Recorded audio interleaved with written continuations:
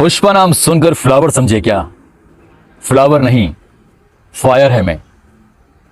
आजकल यही dialogue social media पर तैर रहा है।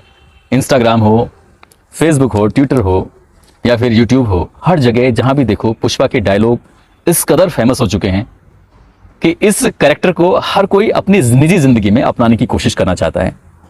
आपको हैरान करने वाली बात यह भी है कि उसमें हीरो ने अपनी गर्दन को कुछ टेढ़ा किया है, कंधे को कुछ नीचा किया हुआ है और वो वैसे ही चलने की स्टाइल भी।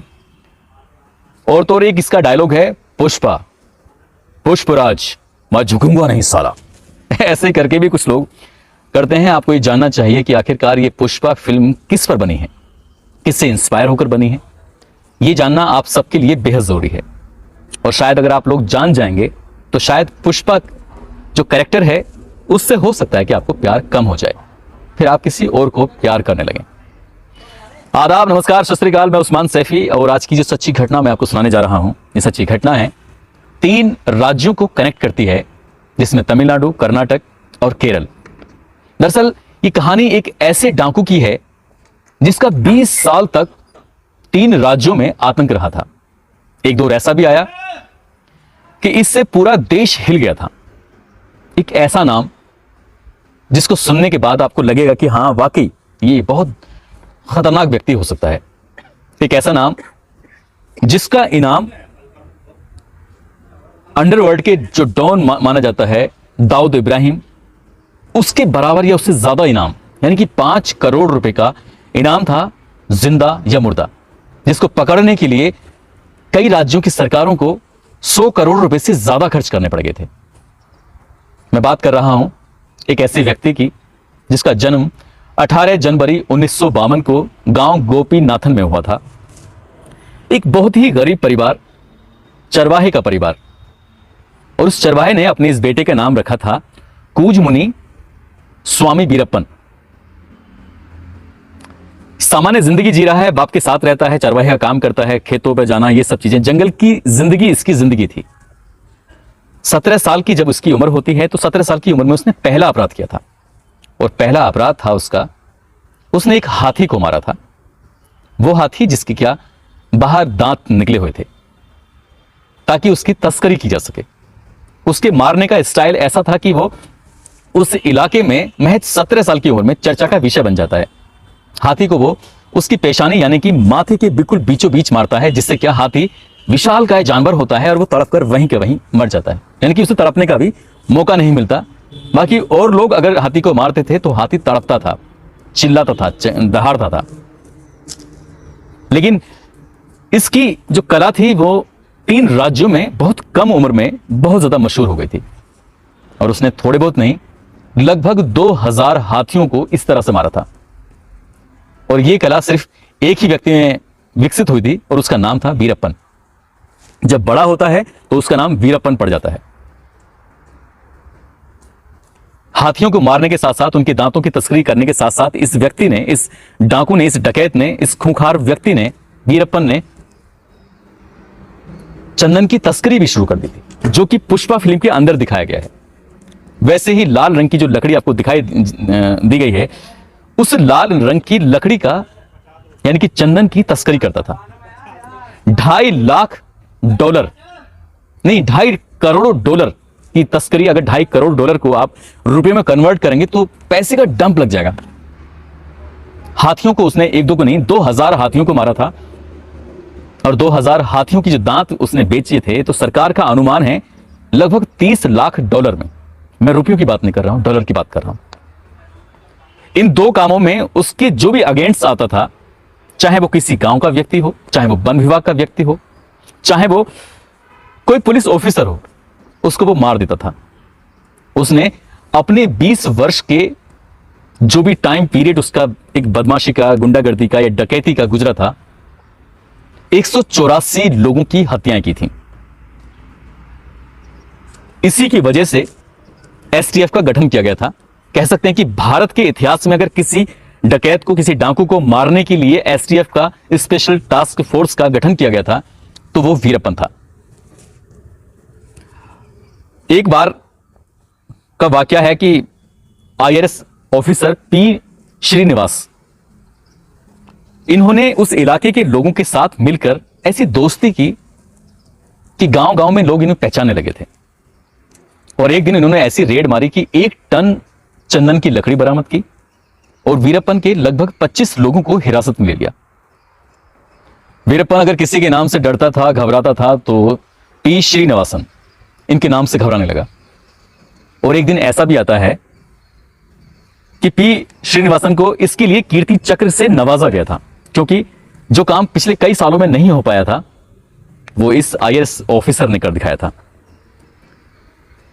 वीरप्पन का एक सगा भाई जिसका नाम अर्जुनन, एक बार मुलाकात होती है इन ऑफिसर से, तो ये कहते हैं कि वीरप्पन से कहो वो सरेंडर कर दे, और वो सरेंडर कर देगा तो उसकी जो बाकी की जिंदगी है वो शायद सुकून से कट जाएगी।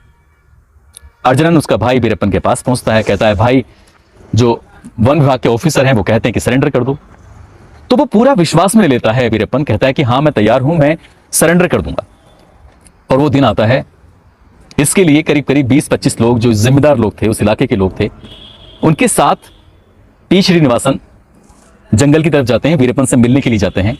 और जैसे जैसे ये आगे बढ़ रहे हैं वैसे वैसे हर 10-15 मीटर की या 100 मीटर की दायरे से एक एक आदमी कम होता चला जाता है।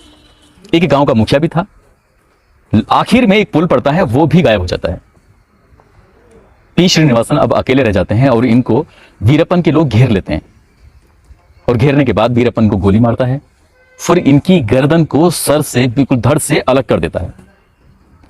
और अलग करने के बाद जो भी इनके लोग थे वीरप्पन के, वीरप्पन उस खोपड़ी से फुटबॉल की तरह खेलता है। यह किस्सा इतना मशहूर होता है अधिकारियों में क्योंकि इसके एक चश्मदीद भी रहे हैं। उस चश्मदीद ने, ये एसटीएफ के चीफ रहे थे शंकर बिदरी, उनको एक व्यक्ति ने जब वो मिलता है तो तब इस बात का जिक्र करता है, इस बात की चर्चा करता है, तो शंकर बिदरी भी इस बात को बताते हैं। इसी बीच में ये एक मुथु नाम की महिला से शादी भी कर लेता है और ये अपना जो कारोबार है हाथियों को मारने का, चंदन की तस्करी का, या फिर जो भी इसके काम में रोड़ा बनता था उसको मारने का, ये सब करता रहता है। अभी तक इसकी जो गूंज थी वो सिर्फ 3 राज्यों तक थी। एसटीएफ जब इसे पकड़ने की कोशिश करती थी या वहां की पुलिस इसे पकड़ने की कोशिश करती थी तो ये कभी तमिलनाडु की सीमा में घुस जाया करता था, कभी ये केरल की सीमा में घुस जाया करता था, कभी कर्नाटक की सीमा में घुस जाया करता था। तो इसलिए पुलिस की नाक में इसने और वन विभाग की नाक में इसने दम कर दिया था। इसको पकड़ना इतना आसान नहीं था।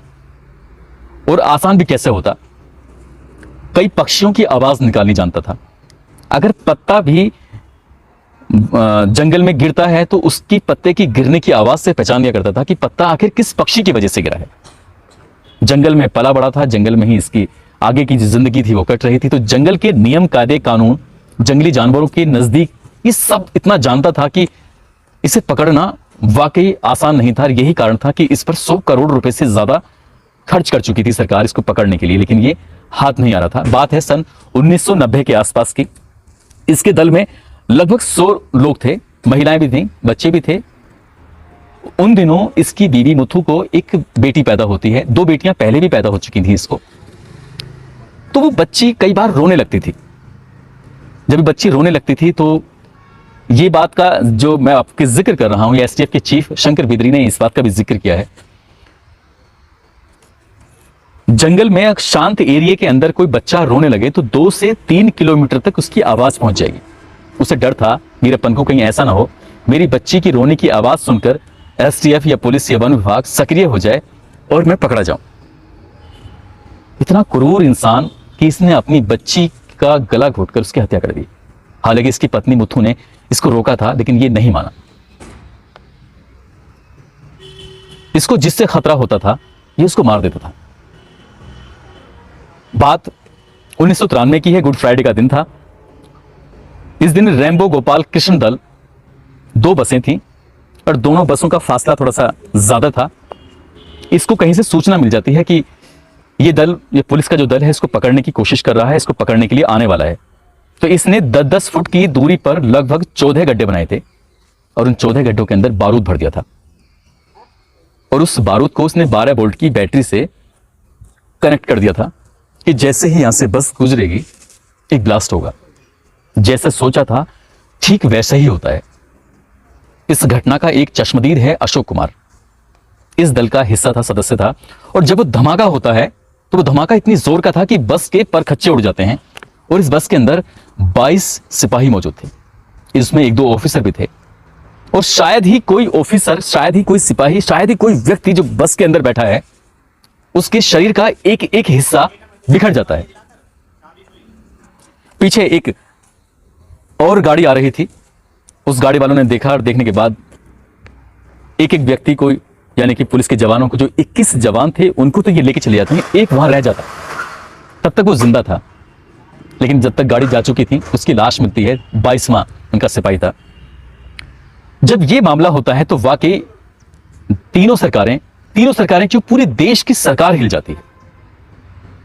अब ये कहीं ना कहीं इतना सरदर्द बन चुका था पुलिस के लिए, सरकार के लिए।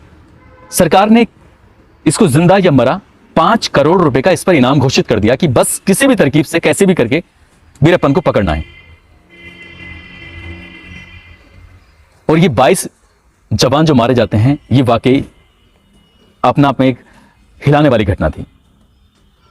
सन 2000 आता है और सन 2000 में ये प्लानिंग करता है बॉलीवुड, टॉलीवुड, यानी कि दक्षिण भारत के बहुत ही मशहूर अभिनेता रजनीकांत का अपहरण करने की प्लानिंग करता है, लेकिन उसमें सक्सेस नहीं हो पाता। मगर दक्षिण भारत के जो एक सुपरस्टार हैं राजकुमार, उनका ये किडनैप कर लेता है और किडनैप करने के बाद लगभग 108 दिन तक उन्हें अपने साथ रखता है जंगल में। यहां से इस सुपरस्टार के लाखों करोड़ों चाहने वाले थे, जगह जगह प्रदर्शन होने लगे, मगर वीरप्पन अपने टच से मस नहीं हुआ। और जब तक उसको 50 करोड़ रुपए की रकम नहीं मिल गई तब तक उसने राजकुमार को छोड़ा नहीं था। यह गनीमत थी कि उसने उसको जिंदा छोड़ दिया। यही दावा किया जा रहा है कि यह 50 करोड़ रुपए की जो भरपाई की थी वो गवर्नमेंट ने की थी, सरकार ने की थी। इसके बाद उसने एक और अपहरण किया पूर्व मंत्री नागप्पा का, और अपहरण करने के बाद यहां एसटीएफ ने पहले से ही जाल बिछाया हुआ था और जाल बिछाने के बाद इस पर अटैक कर दिया। जैसे ही वो अटैक करते हैं तो ये शातिर तो था ही, इसने एसटीएफ का मुकाबला किया और वहां से भाग जाता है। साथ में उस पूर्व मंत्री नागप्पा को भी लेकर भाग जाता है। पता चलता है कि 3 दिन के बाद नागप्पा की भी ऐसे ही मौत होती है जैसे क्या उस आईआरएस ऑफिसर की हुई थी। Police officer, IRS officer P Srinivasan की हत्या को भूल नहीं पा रहे थे और तमिलनाडु की मुख्यमंत्री जयललिता इससे बहुत तंग आ चुकी थी। और उन्होंने एक दिन, जून 2001 का वाकया है, के विजय कुमार के फोन पर फोन करती हैं। जब आईपीएस ऑफिसर के फोन पर अम्मा के नाम से नंबर सेव था जयललिता का, जब व्यस्त है तो उनसे कहा जाता है कि अब तुम्हें कुछ भी नहीं करना है सिवाय एक काम के, और वो एक काम होगा, आपको वीरप्पन को पकड़ना है, जिंदा या मुर्दा, ये आपकी जिम्मेदारी है। के विजय कुमार आईपीएस ऑफिसर, बड़े काबिल ऑफिसर, उन्होंने अपनी प्लानिंग की और प्लानिंग करने के बाद आखिरकार अपने कुछ लोगों को इनकी टीम का हिस्सा बनाया, वो भी मदद के स्वरूप, गांव वालों के साथ मिलने के बाद। और एक दिन पता चलता है, क्योंकि ये अपनी वीडियो जारी करता था, इस बीच में आपको बता चलूं कि इसने 3 पत्रकारों को भी उठा लिया था जो कि नेशनल ज्योग्राफी के पत्रकार थे, जो कि अपनी रिपोर्टिंग करने के लिए फ्रीलांस काम करते थे। उनको भी इसने हिरासत ले लिया था, लेकिन बाद में पता चला तो छोड़ दिया था। ये अपना कोई संदेश भेजता था तो वीडियो के माध्यम से भेजता था। आईपीएस ऑफिसर के विजय कुमार जब अपना टीम गठित करते हैं, मेहनत कर रहे हैं, तो एक वीडियो उन्हें मिल जाता है। उस वीडियो को देखते हैं तो वीरप्पन उस वीडियो के अंदर ऐसे पढ़ रहा था कुछ, यानी कि उसकी आंख एक खराब हो चुकी थी। आईपीएस ऑफिसर के कुछ लोग, जो एसटीएफ के लोग थे, उसमें 1 या 2 बंदे शामिल हो जाते हैं वीरप्पन की टीम में, और वो मैसेज भिजवाता है कि इसको ऐसे कुछ बात करिए जिससे कि ये लगे कि अगर तुमने अपनी आंख का इलाज नहीं किया तो तुम्हारी आंख हमेशा हमेशा के लिए खराब हो जाएगी। क्योंकि अपनी मूंछों को, ये मूंछों पर इसकी अलग ही थी सबसे, मूंछों को जब काला करता था, रंग करता था, तो उसका रंग आंख में डल जाता है। इसी वजह से इसकी आंख की रोशनी काफी हद तक चली जाती है, और उसके अंदर उसके साथी लोग इतना डर बैठा देते हैं कि अगर तुमने इलाज नहीं कराया तो ये आंखें हमेशा हमेशा के लिए बेकार हो जाएंगी। और जाल बिछाया जाता है, एक एम्बुलेंस तैयार की जाती है, और उस एम्बुलेंस पे लिखा जाता है SKS हॉस्पिटल सेलम। पूर्व निर्धारित था सब कुछ। वीरप्पन के साथ 4 लोग थे। अब इसमें जो ड्राइवर हैं इंस्पेक्टर बिल्लई दुरई और ड्राइवर सर्वनन, गाड़ी चलती है और एक निर्धारित स्कूल के पास रोकने की बात थी।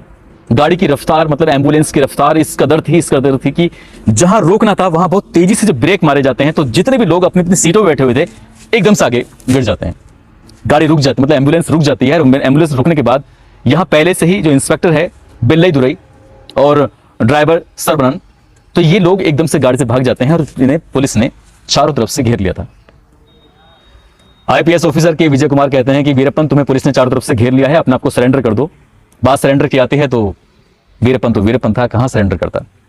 इनके पास आधुनिक हथियार थे एसटीएफ के पास, और पहली गोली शुरू हो जाती है एम्बुलेंस की तरफ से, यानी कि इन्हीं में से चारों में से किसी ने गोली चलाई थी। जैसी गोली चलती है इधर से भी गोली चलती है और इधर से गोली। ये वाकया है 18 अक्टूबर 2006 का। 15 से 20 मिनट का ये एनकाउंटर था और 15 से 20 मिनट में पुलिस की तरफ से 338 राउंड फायरिंग की जाती है। मगर हैरान करने वाली बात यह है कि एम्बुलेंस में 338 गोलियां लगने के बाद भी सिर्फ 2 गोली वीरप्पन को लगी थी, सिर्फ 2 गोली। इसको लेकर जो ये ऑफिसर हैं के विजय कुमार, ये भी हैरान थे कि इतनी गोली चलने के बाद भी आखिरकार इसको कैसे लगी हैं। कितना शातिर, कितना तेज रहा होगा वो कि एम्बुलेंस के अंदर बैठा हुआ है, गोली चल रही है, 338 में से महज 2 गोली लगती हैं।